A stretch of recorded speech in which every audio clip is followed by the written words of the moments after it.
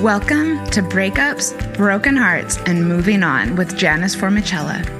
I'm Janice Formicella, a breakup coach passionate about supporting others to learn from their breakups, overcome loneliness, love being single, and see the end of a relationship as the beginning of a magical, sexy new chapter in life. I am here each week to share with you the tools that I have learned through my own painful breakups, through hitting rock bottom more than once, and through working with people all around the world to heal their broken hearts. If you are looking for hope and strength to move on from your breakup and resources to enjoy your new life, you are in the right place, and I've got your back.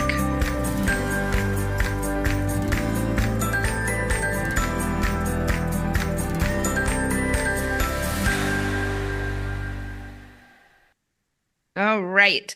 Welcome, everybody, to the podcast. I am so glad that you are here. I'm so glad that you pushed play on this episode. If you are struggling with deciding to go no contact or thinking that it might be impossible or struggling to keep no contact, we are here for you. And I am joined by my friend and recurring co-host and fellow coach, Lena Ehrenberg. Hey, girl. Hey, good morning. Yeah, thanks for coming back. It's so good to do episodes with you. Oh, thank you so much for inviting me back. I really love the just the quality of the conversations that we have. Thank you. Yeah, I agree. Yeah, I love it. And I do love that it's always it feels like a conversation. It never feels like an interview. Yes. And so, yeah. That's what I do. People ask me how I do interviews or if I interview, and it's really not that type of a podcast, hardly ever. Nope. Yes. So let's get into it. First, Lena and I both are coaches, and so we wanted to maybe highlight what we're doing right now. I am doing something really cool called Move On in 3 hours or less. It's a 1-month program with 3 one-hour calls and, of course, support in between. And it's designed to help you move on in 3 hours or less. And because it's the beginning of the year and I'm sort of beta testing it, it's only $347. So please hit me up. Oh, you can sign up right in the show notes. I have a link to just go ahead and get started. Lena, what are you up to? That is excellent. And Thank you. Oh my gosh, that's amazing. Because one thing that I love about working with you, Janice, is that what you and I do kind of really fits together so well. And you are just brilliant at helping people move on from their former relationships and say, okay, now I'm ready to go. And I really love to work with women who are right on the precipice. They are ready to start a new relationship and they don't want to, repeat the past. They want to break their habits. We all know that what we already know to do is what got us here. So what I do is help women learn what they personally want and need and deserve in their new relationships. And because I always say that the one relationship that we are guaranteed to be in till death do us part is the one we have with ourselves. Yep. The only one who's going to be there for you is you. So that is great. Through and through. And so I actually have a program that, a lot of my clients come to me and we do 6 months of coaching or we do a year of coaching working together and they really find that valuable. And also I do have a 3-month program as well, which is at the end of this three months, you will be absolutely sure of what you want and who you are looking for. And it just helps cut out the clutter and it helps to, cut down on repeating your past habits. Love it. And the website? LenaEhrenberg.com. We are linking in the show notes for sure. I was going to say, and if you can't spell all of that, you can also go to havemorelove.com and that will bring you into my site.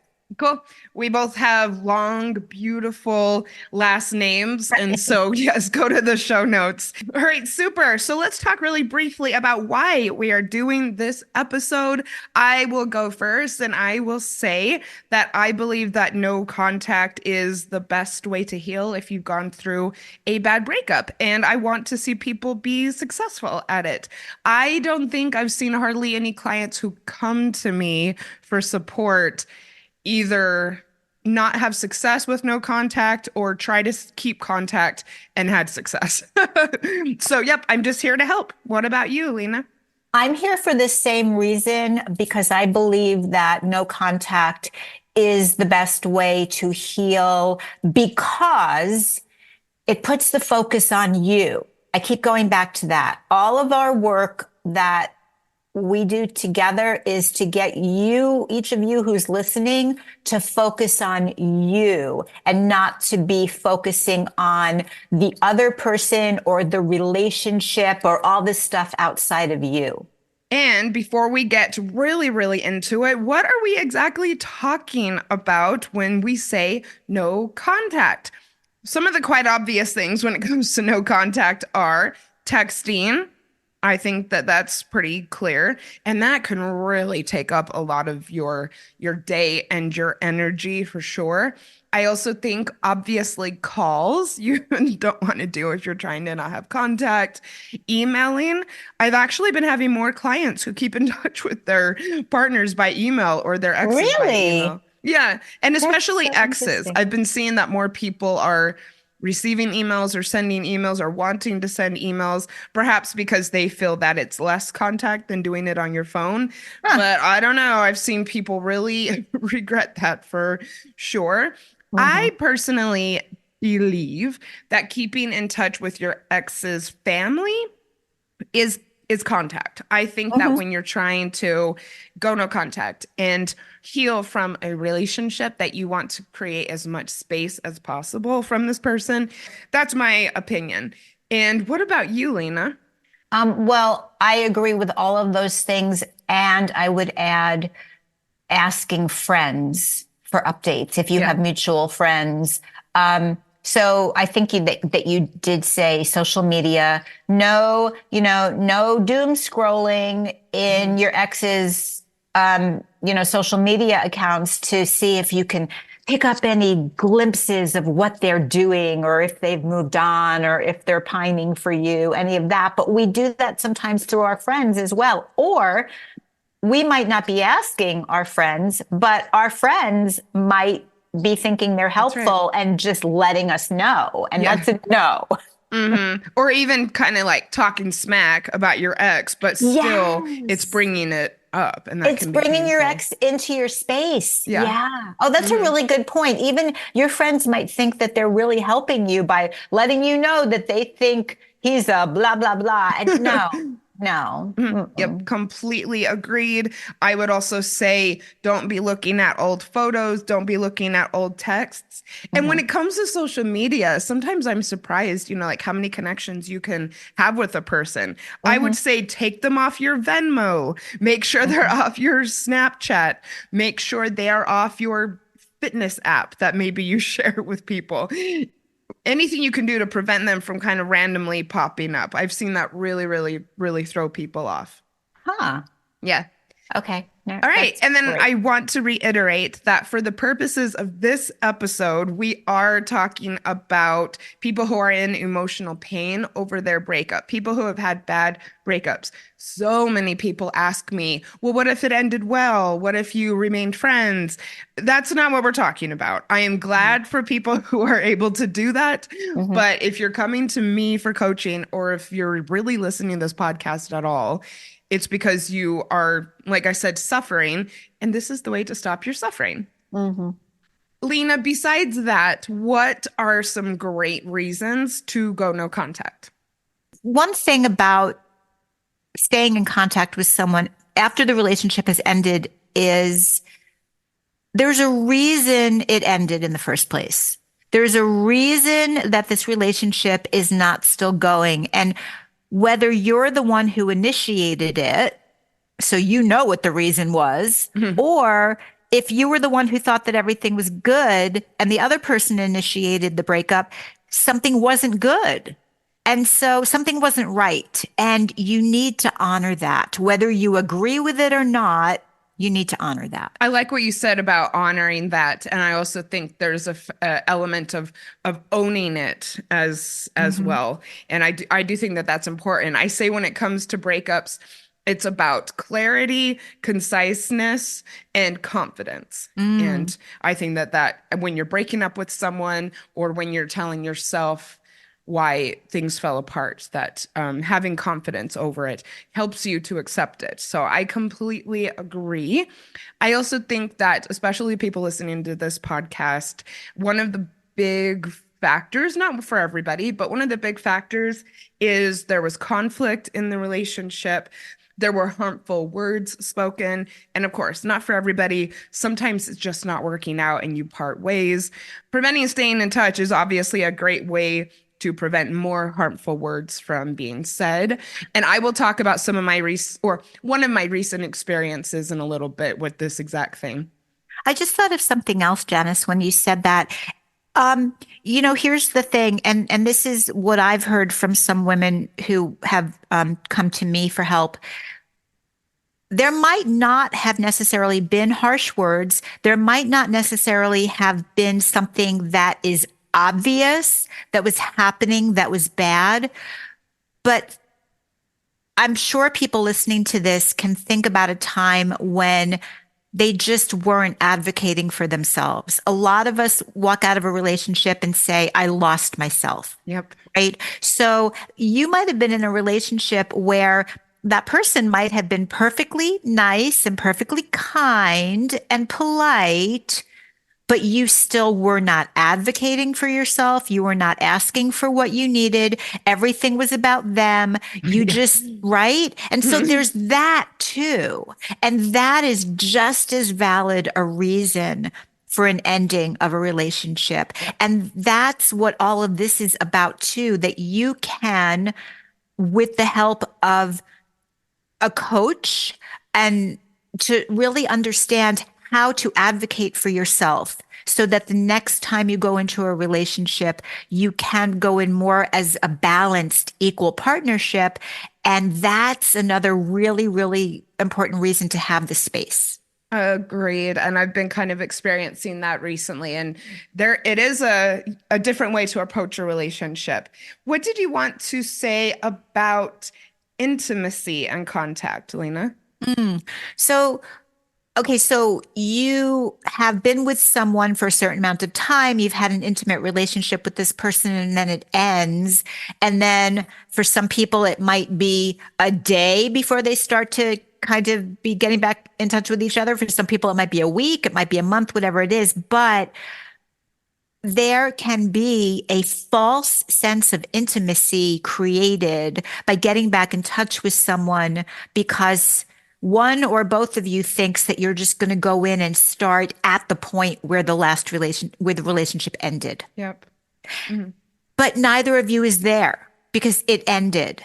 So that's another thing that you have to honor that if you do decide down the road really consciously to get back together with someone, you need to start that relationship over again. Mhm. But when you are contacting someone and you haven't had a clean break with space and with evolution, then it's a false sense of intimacy. And I've had clients who didn't really realize that they were doing this, but they really wanted to have a chat. They really wanted to maybe go on a walk with their ex and Mhm. kind of subconsciously having a lot of hope that it was maybe going to result in them getting back together. And that can be devastating when you Yeah. find out that that is not how the other person feels. So yeah, I actually would not have thought to mention that, but I appreciate that you did. It's the same reason that when I'm working with a client, we always talk about not creating a false sense of intimacy at the beginning when you've just first met someone. Oh, that's good So, too. I yeah, agree. yeah, same Yep. same issue. Yeah. Yep. Going slow, everybody. Yep. And what about personal growth? You wanted to talk about that as well and kind of staying stuck. Yes, exactly. So, what we're talking about is going through a process to allow you to go into your next relationship in a different way because we all just know what we know, and that's beautiful. And, but what you know about relationships and creating relationships has gotten you where you are now.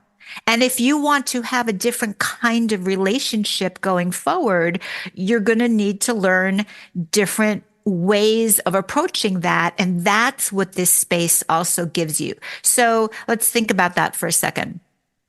If you, it's all going back to why are we saying no contact?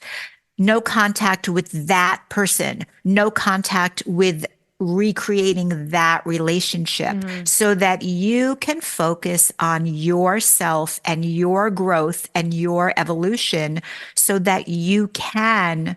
What does that mean? Well, that means that you can give yourself the space and the grace to reflect on Yeah, totally. how how was I in that relationship? Yes. What did Hmm. I learn about me in that relationship? Perfect example, what I mentioned earlier. Some of us don't realize while we're in the relationship that we are not there fully, that Yeah. we are not advocating for ourselves, that we are not stepping up into our fullness. And again, if someone's perfectly nice and very kind and very compassionate and generous with us, we might be saying yes to everything that that person says Yeah, just it's because true. we're responding to their demeanor, Hmm. right?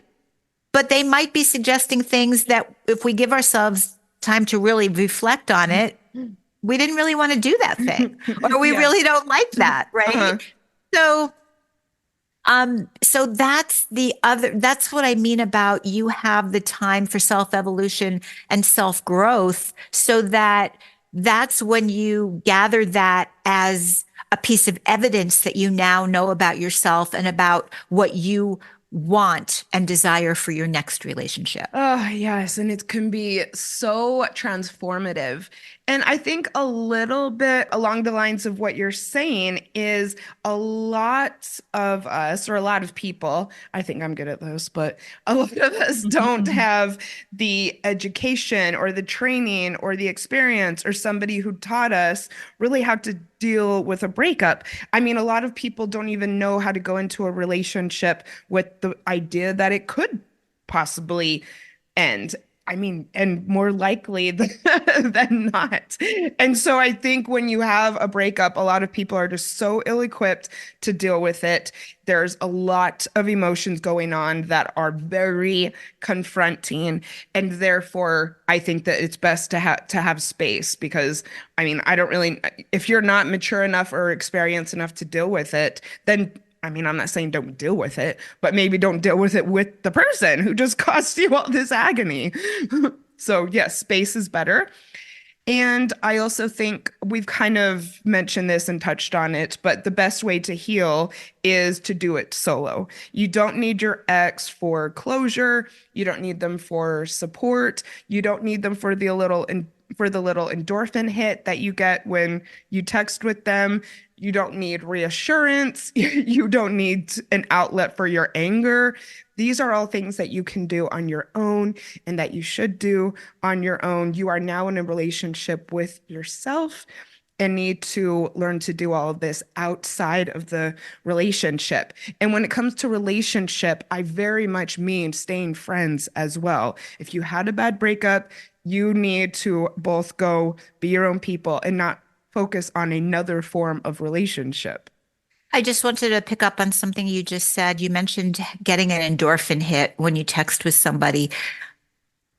Getting an endorphin hit is not healing. It's soothing. It's not healing. And I think we can confuse those two things. Yeah. So yeah, I'm glad you're going to talk about that later. Yep, Yeah. I've got a couple studies that I'm going to go into in Oh, just a good. moment.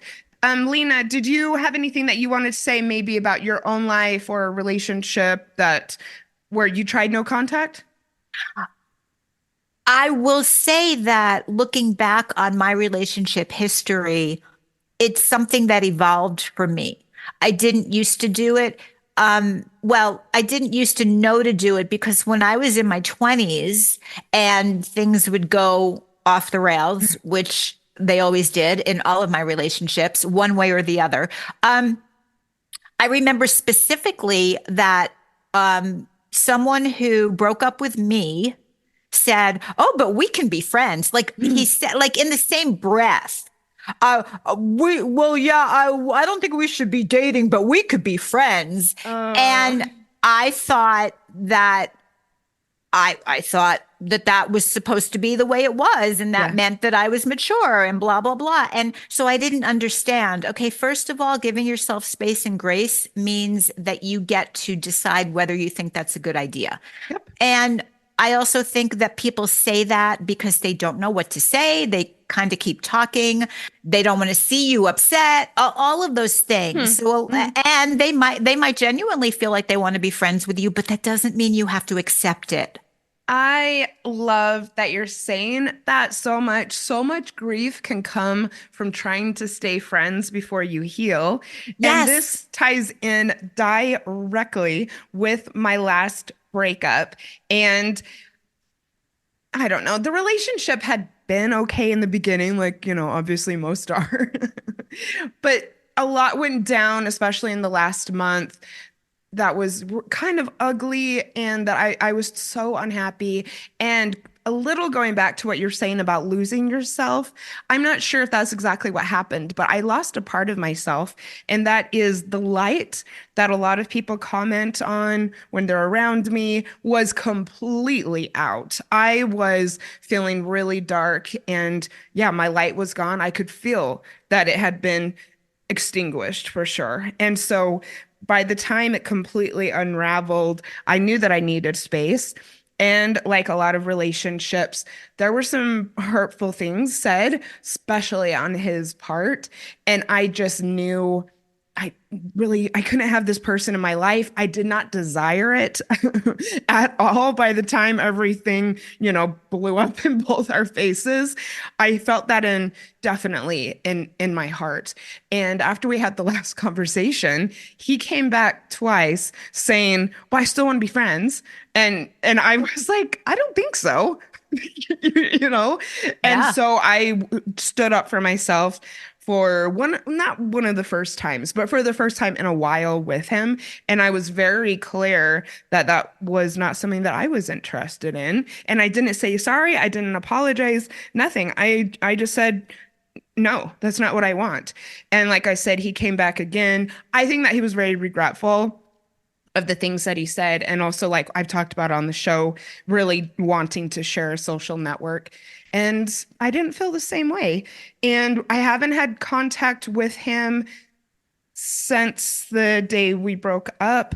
I will say it helps to be a breakup coach. It helps to be single-minded. I would say I'm a part of the solo movement, and also I'm single at heart in the sense that I don't go looking for relationships. It's not like the top priority in my life. I tend to meet people in the wild and want a deeper connection with people who I've gotten to know. And Mhm. so that really helped. I was pretty bummed out, I have to say, when we broke up. I had had a lot of hopes for the relationship. And I went on a solo trip, and that isn't all important, but basically, I went no contact. A month later, I was skipping down the road. I was as happy as can be, and I'm so, so glad that I did it. So I would like to use that example to inspire people. I know that it hurts really to go through a breakup. But I also know if you follow these rules and stay committed, you can seriously beat it. And that's why I do some of these 1 month programs because I've seen people turn things around so quickly with following Mhm. some of these techniques. So, Yeah, absolutely. And I just want to really go back to one thing for 1 second, which is agreeing to be friends with someone does not mean that you're immature, and not agreeing to be friends with someone does not mean that you're immature. What it means is in that moment, you're agreeing to helping make that person feel better. uh-huh. Are you focusing on yourself in Yes, that moment? exactly. Uh-huh. And that's what I thought when he was pushing this. I'm like, I'm not going to do this for you after all of, everything that's been said. Right. And yeah, and no contact is such a radical form of self-love because yeah, it can Yes. be really, really difficult, but the outcomes and the rewards are so worth it. I am so happy right now with that are going on in my life and the people that I'm meeting. And yeah, I'm so glad. I'm so glad for the breakup. I just want everyone to hear, if you're listening to this, I know it's probably something that you didn't want, but I've gotten to the point where I'm so thankful. I'm so thankful it ended when it did.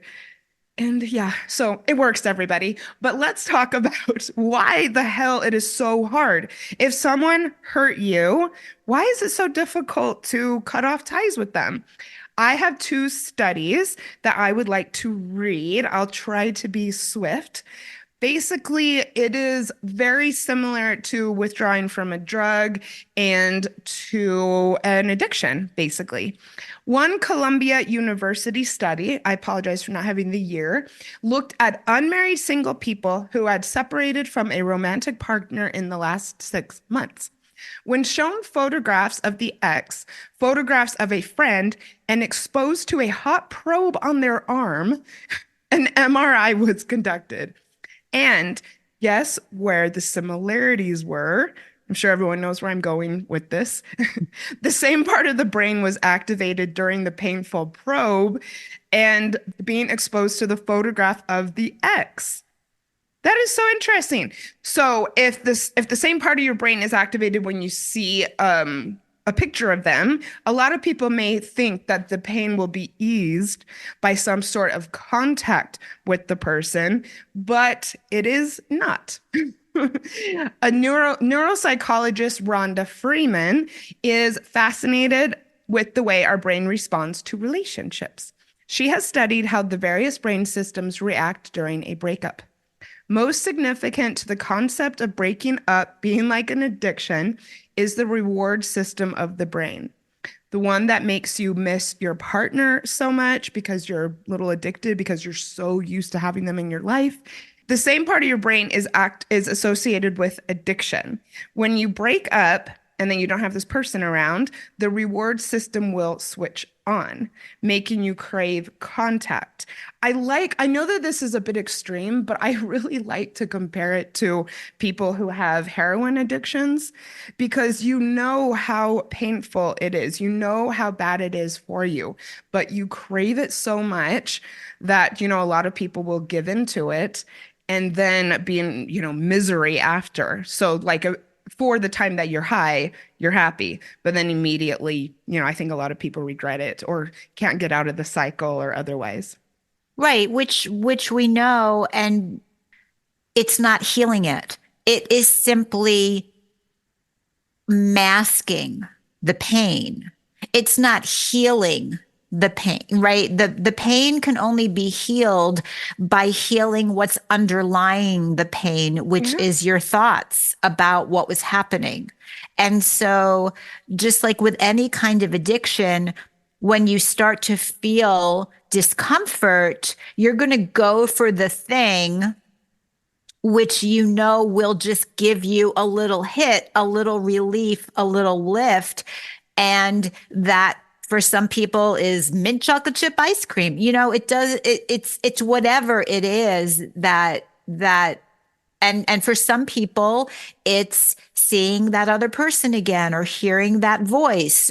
But again, we have to learn to dig inside of ourselves and find that lift. Because the other thing about breaking our old patterns and habits is that no matter what it is, if we've trained ourselves to look outside of ourselves into the world for comfort, we're going to keep repeating that pattern. Yep. That's why we have to learn to find comfort in our own thoughts and creating our own feelings. Yes, and that's so good. And I also think that that is why some people go from relationship to relationship and start seeking a new relationship so immediately Yep, is exactly. because you haven't learned to rely on yourself and you're looking externally for validation and happiness and overcoming loneliness when those Right. are all things you can give yourself, and then your relationships are better and Yeah. deeper and more And, exciting, and you're able to walk away from them when they're not. right. And what I've really learned is that if you are someone who is telling the same story about every relationship you've ever had, if you're someone who's telling the same story about every person that you've ever been in a relationship with, it's not them, it's you. Totally. Go and look at an episode that Lena and I did. I will link to it in the show notes because I don't remember the episode number. But we did an episode a little while back called Tough Love for Yep. Your Breakup. And one of the things we talked about is you got to start looking at your patterns and what you're doing to cause all these breakups or all this unhappiness or relationships where you're not fulfilled. Right. The And I mean, I had patterns. to do that as well. And I think one of the things was, first of all, I didn't speak up when something bothered me. This is a long time ago. And Mhm. also it was challenging for me to walk away for whatever reason. And obviously with my last breakup, I showed myself that I can do both things. But it took a long time to examine myself and be self-reflective and face a few things that were tough about Mhm. myself. Yeah. So there's the two more things really briefly. Okay. Why do we do it? Why do we keep going back? Why is no contact so hard? First of all, humans crave comfort and we find comfort in what's familiar. Now let's think about the word comfort. Comfort could mean two things. We could find comfort in something that is not necessarily comfortable. Hmm. If you were in a unhealthy relationship and adapted yourself to it, then that becomes comfortable to you, but not good and not healthy for you. It's simply familiar. I think that's why a lot of people stay in abusive relationships. Part of Hmm. it, but it's also a huge reason that people will go back to a relationship Hmm. that was not necessarily good for them because it's simply comfortable because it's familiar. And you again have to learn how to create the health and the basis for a new excellent loving partnership starting with yourself. Yeah. The other thing in those moments, like when we are fresh out of a breakup, I don't know about you, but I know that all of a sudden the only thoughts, the only memories I have is all the good times. Yep. Oh, it was so good. Why are we apart? And that's all we're thinking about. And but the thing is, again, it ended for a reason. Moments might have been wonderful, but overall, it wasn't good. Yep. I'm very thankful for my most recent ex for some support he gave me in the beginning of the relationship. I was going through a really rough time with some of my family estrangement issues, and he was really there for me. I'm very, very thankful for that. And it still doesn't mean that the relationship ended up being good. Hmm. Yeah, and it's also called fading affect bias. We talk about it a lot on the show. And yes, it's the brain's tendency to hold on to the good moments and the good memories because if all you think about is the bad memories, you could self-destruct. So we are going to take a quick commercial break and then we're going to come back and Lena and I are going to talk about some ways to make this stick.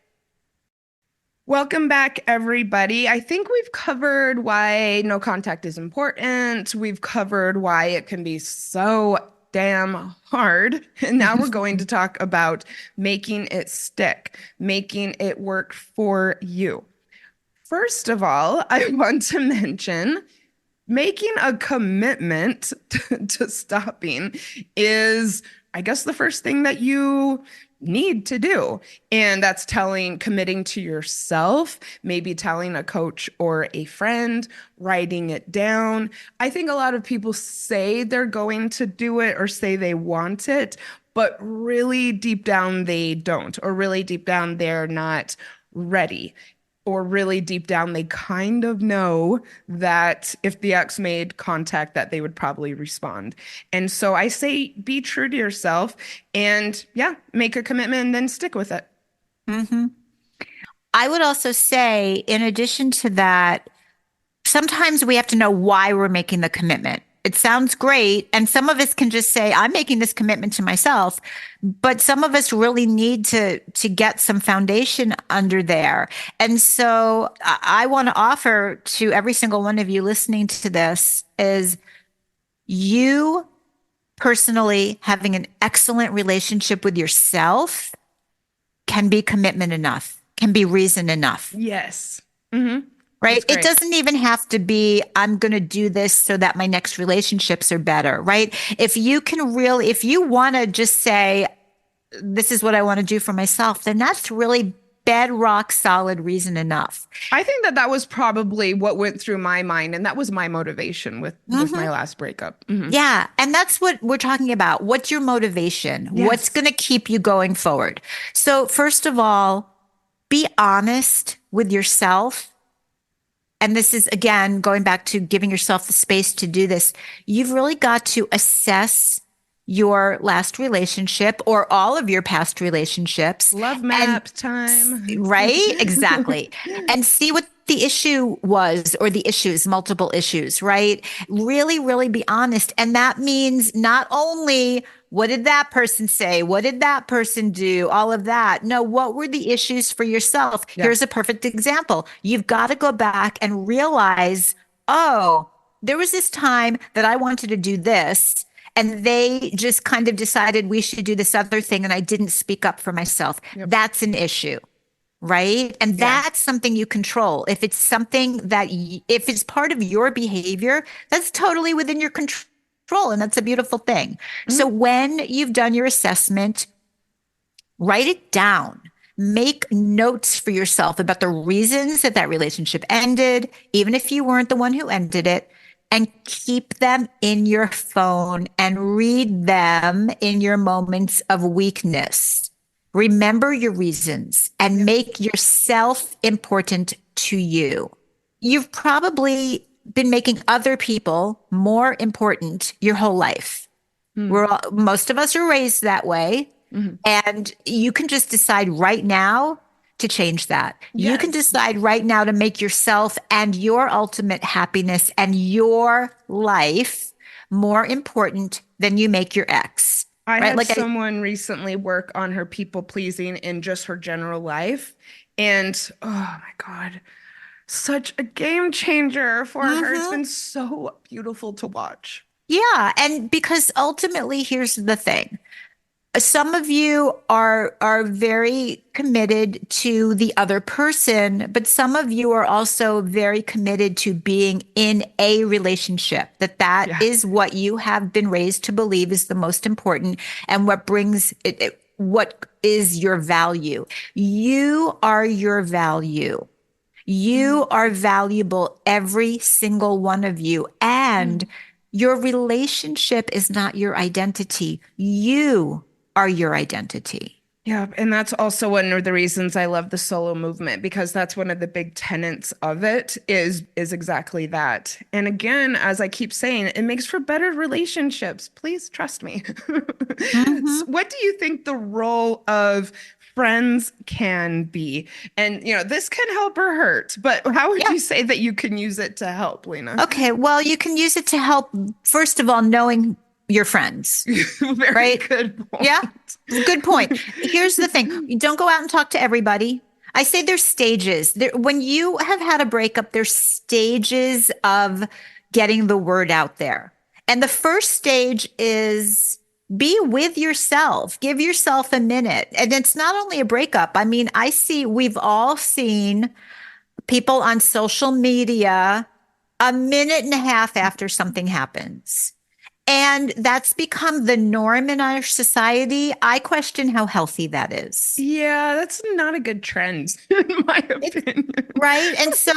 And we've all been trained that way. And I just want to offer to every single one of you, you're there, I'm probably getting some glares right now, but I'm going to stick with this. I am a rebel. I do not believe in broadcasting every detail of your life on social media. And I certainly don't believe in making major announcements about things, especially like got to get up there within 30 minutes or else somebody's going to think you're hiding something. No, Mhm. stop it. So there's stages and phases of making this announcement to people. Sit with it, own it for yourself, at least for a little while. And then when you start to feel like, I do want to talk about this, I do want to share this with someone, choose a person who you believe will be able to hear you without suddenly deciding to give you their opinion. Yeah. Or and if you don't have someone who might do that right off the bat, ask for that. My friends are really good about that. I have a friend because I'm just wired that way. Oh my God, we can fix this. And so she'll call me sometimes and she'll say, I just want to tell you something. I'm not at the fixing stage yet, but I want to share this with you. And can you just hear me out? And I'm Mhm. like, yep. And Yep. so that's what, and you're also allowed to ask for help from your friends. And people love to help. People love to help and people love to be asked to help because they love you. So when you get to the stage where you've told your friends, told a couple of people, it's kind of out there now, so they can look out for you. Those people, when you want to call or text or look at your ex's social media, let your friends know, ask for accountability. And your friends can be reminding you that you'll be healthier and ultimately happier if you don't do that. And if gentle reminders from your friends about your health and happiness don't work for you, then they can take your phone because they're your friends. Yeah, I had also someone do this recently who gave their phone to someone, and again, it was yeah, quite a game changer. And yes, they deleted photos, deleted texts, so that this person didn't have to look at them and also get like pumped up to start making some changes. And so yes, rely on your support network in an appropriate way. And also, I will refer to another episode that Lena and I did. Please go to the show notes. This was actually one of the episodes from 2023 that I was most proud of overall with the podcast, and that Uh-huh. is talking about your breakup. It was Mm-hmm. so good. Yes, that's My right. I remember God. that. Yeah. We Yeah. gave tips for every stage of the breakup. We shared a lot of personal experiences. Yep, go look at that one, everybody. And the reason for that, I think now, and I remember that so clearly now. Thank you for linking that. But I'll go back to what I just said. That is going to get a lot of aspersions cast on me. But this whole don't go out there on social media, blah, blah, blah. It's because that stuff, whatever, maybe it's working for people, but we are talking to you, each and every one of you today about how to help yourself heal. That stuff is not necessarily going to help you heal. Yeah, it's spreading negativity. It's replaying the story again and again in your head. I think when you choose one or two people to make sure they know what's going on, it's really good and it can be really healthy and supportive. But when you go around feeling like you have to tell the world and tell everybody, you're not going to heal as quickly because you're really keeping stuck on what went down rather than who can I get support from? What do I need to do to move on? And the other thing about that is, and I learned this the hard way. So maybe this is where this is coming from for me. But when you tell the world your about your personal life, it gives the world the right, they think, to comment on it, to give you their opinion. Yeah. And you don't ever need to give someone the right to give you their opinion about your personal way that you're choosing to live your life, but also not when it's so fresh that you're suddenly going to be getting all these responses back from people who tell you, knowing nothing about you or the circumstance, they're going to start to tell you, well, that it's not right, or why don't Mhm. you do this, or, Yes, all why of don't you that. do this, or you should do this, or you know what you need to do? And yeah, and that's kind of a topic for another day, is the language that we use about our own situation and with other situations does make a really big difference. And Mhm, also, I think you get a chance to help people when you mhm. keep it to yourself and let the emotions die down. I really went on a limb after my last breakup. And about a month or two after, when I was completely healed, I did an episode about it. And I thought to myself, like, what a gift, what an opportunity to be in a place where emotions have died down enough that I can now turn around and tell people what I learned. Mhm. Let's talk really quickly about role models and different resources that you can use. There is a lot of information online about the efficacy of no contact. There are podcasts. I am so passionate about this modality. Keep your eye on my feed. Go back and scroll. I'm going to mention some episodes that I've done related to this topic at the end, and I am so here for you. There are books. There are a bunch of YouTube videos about this, and there are positive people in your life, people who are into personal growth. There are coaches. I'm very passionate about my business as well. There are people who have gone on this same journey and have seen no contact work for them. There are people in your life who have just simply turned things around. I mean, yeah, I've gone through some bad breakups and some good breakups, but a lot of what informs this show and my practice is that there were two times in my life when I completely hit rock bottom, like scarily so.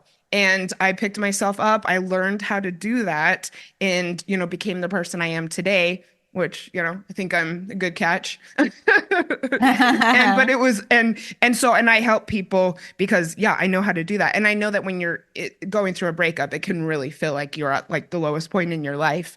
So, yeah, surround yourself with these people, go out there and learn about why this is important, help you to stay strong, hold yourself accountable. Another thing that I just thought of that I think is really important to bring up here is that no contact is not necessarily forever, right? So I'm not advocating that you have to never talk to this person again. Mhm. But here's the thing about that. Again, going back to what we see on social media, there's a lot of talk about conscious uncoupling. Mhm. Right. And so that is presented. And I think it's a great idea. What the focus of that is being able to be in a positive space with your ex. Yeah, and I just think I actually thought that it was kind of a scary trend for a while because it was kind of elevating it as the best way to break up. And again, Right. if you can do that and you want to do that, it's a beautiful option. But But the thing is, here's another, it's like we all know about social media. People put the shiny, bright stuff online. They don't put all of the work behind the shiny, bright stuff. So even if people have consciously uncoupled, it doesn't mean they did it immediately. That's the part that you might be feeling the erroneous pressure about. It doesn't mean that the conversation was, I don't want to be in a relationship with you anymore, but let's be friends. Oh, okay. And then everybody totally, I suffered, still love you. right? Right. But, Or and not, it's we still love each other. we love each other, but it's not. And then they both went through a period of silent suffering because Yeah. they thought it was supposed to go from one thing immediately to another. Yep. You can consciously uncouple. You can be friends with your ex. You can have a healthy relationship with a former partner. You can still love a former partner, all of those things, but it doesn't mean that you have to do it immediately. I'm still advocating for taking your space and Mhm. getting yourself in a healthy place to then make a decision about going forward with that person. And I can't stress that enough because I think that's the part we miss. And like I said, when I was in my 20s and was presented with that option, I thought I had to say yes in order to look like I was mature and Hmm. worldly and all of that.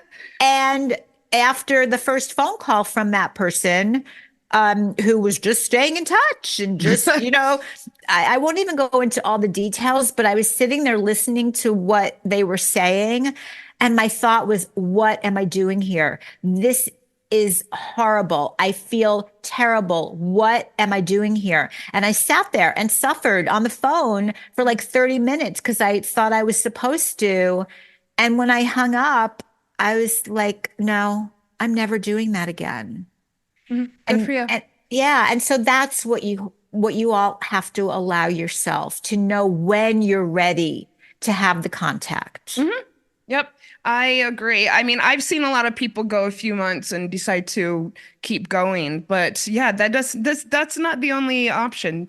Do what's right for you for sure. Another tip that I have is block the person as far as how to do it. Obviously, this will be very, very helpful. And what I mean by that is, yes, block on social media for sure, so they can't see what you're doing and you're not tempted to see what they are doing. And I have to say, I'm a really big fan of blocking them on your phone. I didn't do it immediately after my last breakup, but pretty damn soon after. And yeah, it helped a lot. And so I can say from personal experience, which I do try to be honest about on the show, yeah, it was difficult. I'm not really sure why.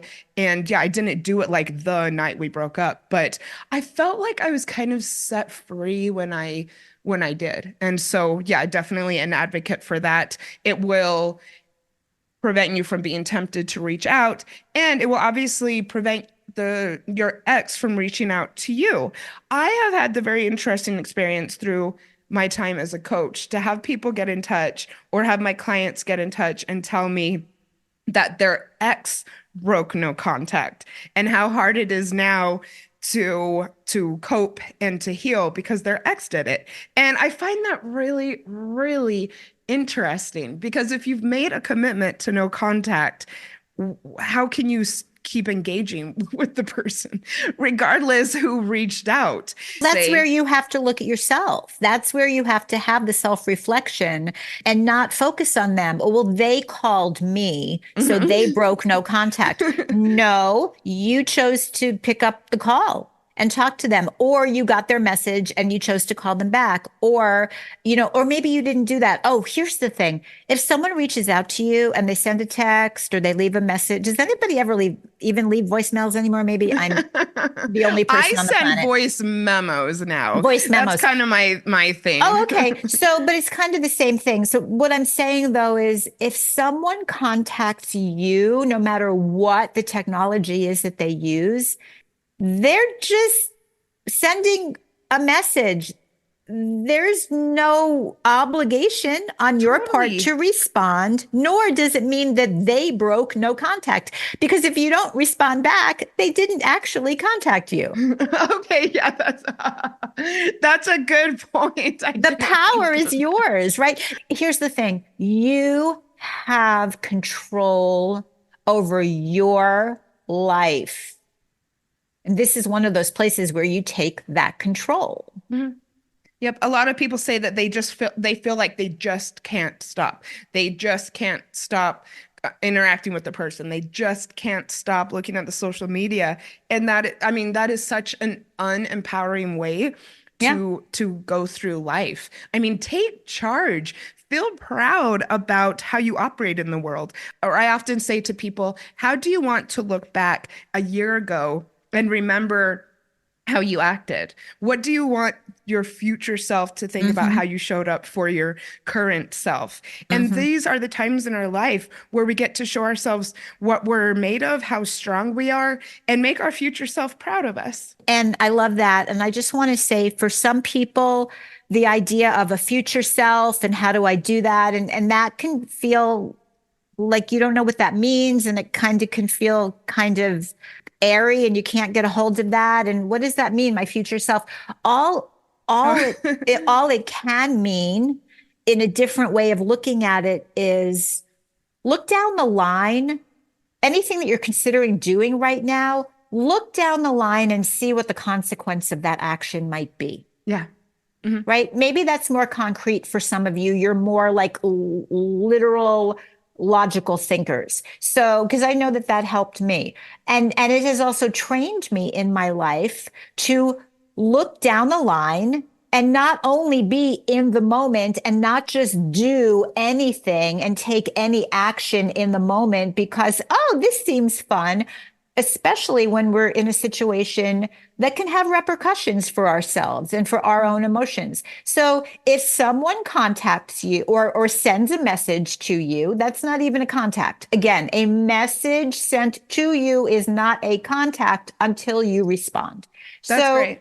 right. So if someone sends a message to you and your first impulse is, oh, I have to respond back, pause and say to yourself, what might happen if I respond back? Mhm. And if there's a chance that what might happen is that you might not feel good about this at a later time, then you get to decide in that moment whether you want to respond back. Yes. Yeah, be honest with yourself. Really, really honest with yourself. I've had the opportunity to hear a lot of people say that they just don't want to be rude. First of all, who cares?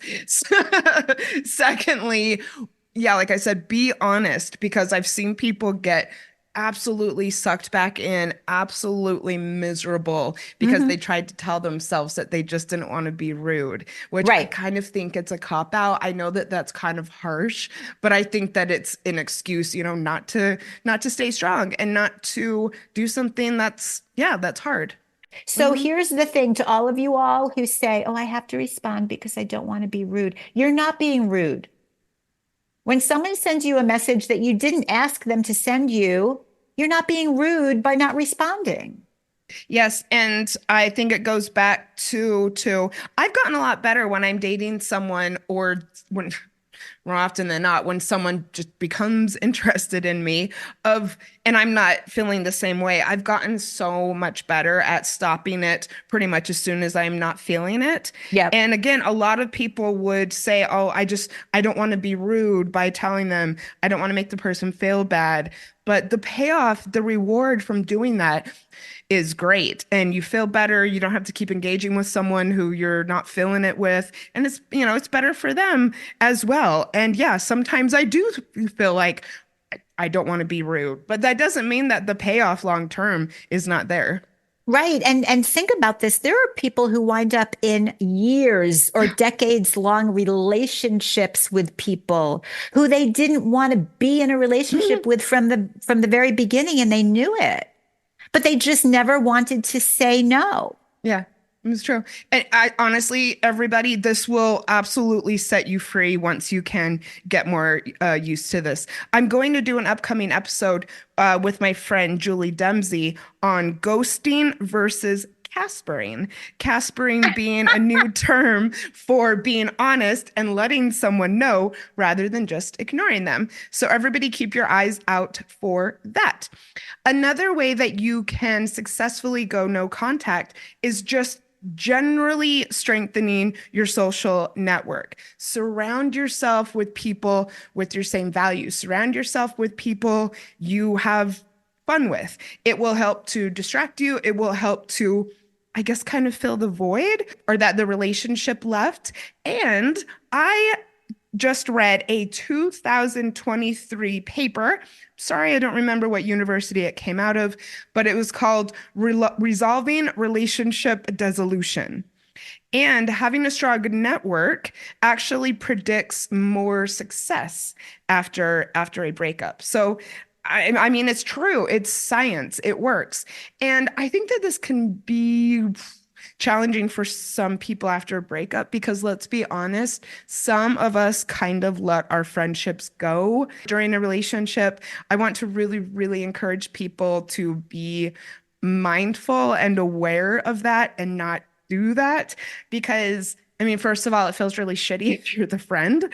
And secondly, you're going to need your friends to be there for you if the relationship ends or if you're going through something else hard in your life. And people don't want to feel like you're only coming to them when you need help or when you need support. So keep your friends around you. And if you are struggling with going no contact, focus on this right now. I also want to say that's a really excellent point. So again, that's the benefit from getting help from a coach. And in this case, specifically, Janice, if you're going through a breakup and you want to understand how to get through that and be really healthy and be ready for your next one. And one of the huge components of the work I do with my clients is helping them maintain balance in all areas of their lives while they're building, creating, and then in their new relationships, because it's really not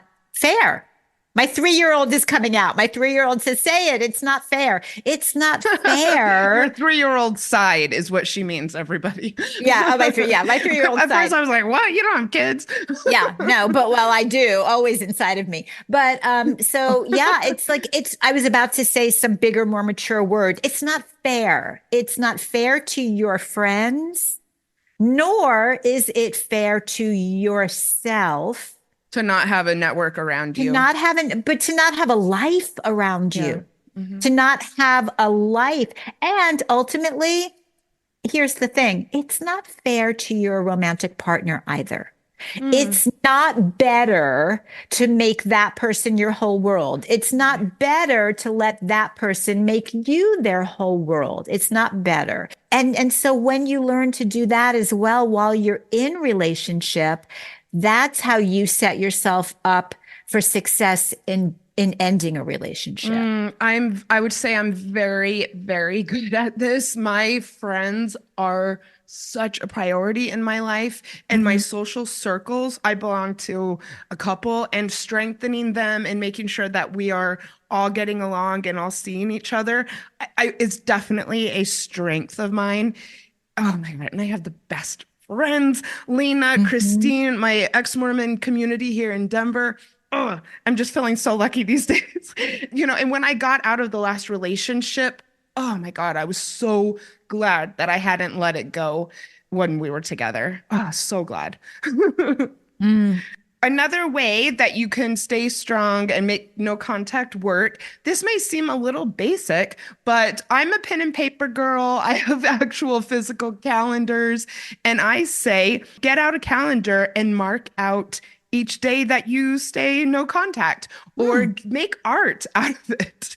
One year when I was saving up actually to move back to America, I created some artwork in one of my journals, and it was like every $100 or something that I earned, I would color in a different color with a colored pencil, and then by the end it was really pretty. And so maybe do something like that with no contact, and then in the end you'll have something that you enjoy looking at. You'll have a way to look back and see how strong you were, and you might have fun doing it. Maybe not in the beginning, but And that's motivating. That's the word we used earlier. That can be a form of motivation for you when you can literally visually see your progress. Yep. And I love your idea, though, to bring in color and design and pattern and creativity to it, too, because this is a whole other episode. Of course, we always come up with 10 more while we're talking about one thing. But the idea of where is creativity in your life? That's another thing that goes by the wayside. That's a good tip. And that will help you stay no contact as well, because you'll have something, again, positive to distract you, something new in your life to focus on. And I bet that it is a part of your core. Every single one of us, and I don't want to hear all of you who are thinking, well, I don't paint as well as some artists, so I'm not creative. That is not true. Our creativity is really particular and intimate and singular to ourselves. And it comes out in certain ways. And when we don't let it come out, that can be a huge source of discomfort and dissatisfaction in our lives, too. And for some of us, it might be cooking, it might be drawing, it might be making colorful pieces of evidence that you can hang on the walls and surround yourselves with. It might be reading, it might be knitting or crocheting, it might be making topiaries or growing a garden. There's, I am so into decorating my apartment. yes, And I think that decorating. that's a good one because it helps you to be very self-expressive. It helps you to love your home. It Yep, helps you to really discover what your identity is. yep, You know, the way you decorate and the way that you make your home, it says a lot about you. And yeah. if maybe you kind of lost yourself in the relationship, all of these things can be a chance for rediscovering yourself. And Yes. yeah, so that's my, because And I don't paint or do art, but yeah, my but you apartment's decorate damn beautifully. cute. Exactly. And it's light and bright. And that for me is hugely Mhm. important too. And the other thing about what you said about your home is that's your environment. Your environment that you steep yourself in is what feeds you and from which you go out into the world. It's super. I am a huge proponent of everyone really being very, very conscious of the environment in which you're spending so much time. Lena, this has been such a good episode. Does anything else come to mind as far as how you can make this work, why it's important, or any just like little bits of motivation for our listeners? If this concept is brand new to you, Hmm. please really give yourself the time to really take it in. And you might want to go back and listen to this again, maybe a couple of times. And because each time I hear something new every time I go back and listen to something, Hmm. especially if this is a really new concept, especially if you are someone who has always gone from one relationship right into another relationship without a pause because you felt the urge or the need to do that. I would just offer to you that this is a way that you are going to be able to enrich your life and enrich your future relationships. And I would really, really champion you to take this seriously for yourself and figure out a way to do that for yourself. Thank you so much for that, Lena. And yes, everybody remember that this is a form of radical, radical self-love. Yes, it might be hard in the beginning. Yes, some people might even tell you that it's a bad idea or that it's not the most evolved way to go about a breakup. You know, put that out of your mind. I promise you that this is going to pay off. I promise you that this is going to catapult your healing. I really, really, really believe in this. If you want support, this is kind of my jam. Get in touch with me. Sign up for my coaching program in the show notes. If you are single and want to up your self-love game and maybe get ready for another relationship, strengthen your friendships, hit up Lena. I know that people really, really enjoy working with her as well. Thank you. And I want everybody to take note because I have done some episodes that I think will really help you. Remember, this podcast is meant to be a resource library for anybody who wants to heal from a breakup, might be kind of ready to date again or think they're ready to date again, wants to enjoy being single, and I've got you. I will be upcoming my 200th episode in the next month or two. Thank Congratulations. you. And I am not stopping anytime soon, world. So, first of all, 164. That's breakup healing and routines. Having a routine can be really, really useful when you're going no contact because you know what to expect out of your day. You have less white space, which I think people can get really tempted when there's white space in their lives or when they don't have plans, they don't know what to predict for the weekend. So check that out. Check out episode 168. That's the no contact rule, 5 tips for success. And I'm also mentioning this one because right after I did a bonus track of affirmations for no contact. I also have a version of that on Insight Timer, and it's really popular. So I'm really glad. So that's a resource for you. Episode 179 is called Breakup, Walk It Off. And I'm mentioning that one because walking can be a very healthy distraction. It can be a way to possibly process what's happened. And again, very useful when you're going at no contact. Gets you out of the house. I mean, if you're walking, it's going to be harder to text also. Well, that's the thing though, too. You're replacing an activity. You're being active, but you're not using your thumbs, right? But you're getting your body into it. So that really is a good way to stave off those urges.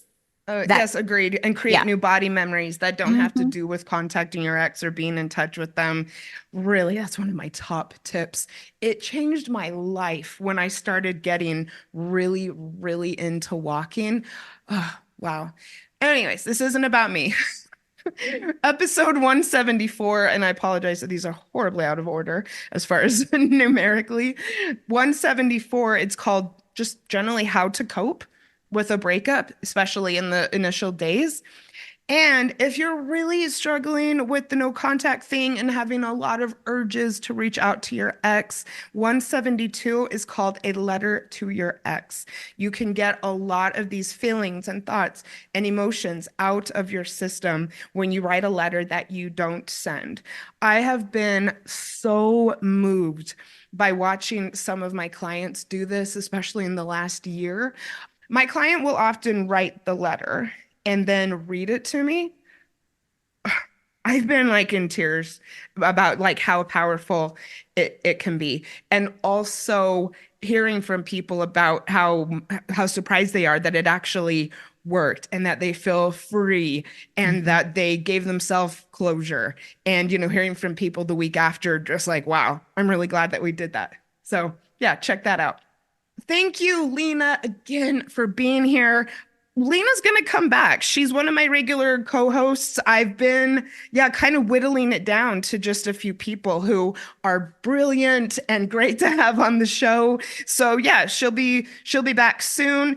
If you're going through a breakup right now, I am so glad that you pushed play today, and I am sending you so much strength for the week ahead. Bye. Bye. Thank you.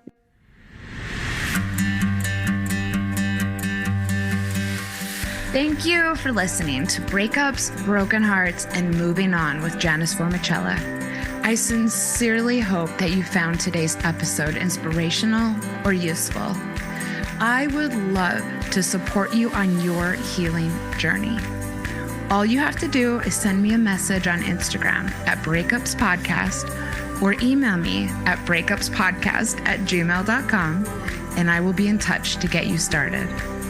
Remember, if you are struggling with a broken heart, your feelings are temporary. I am sending you so much love and luck for the week ahead. You've got this.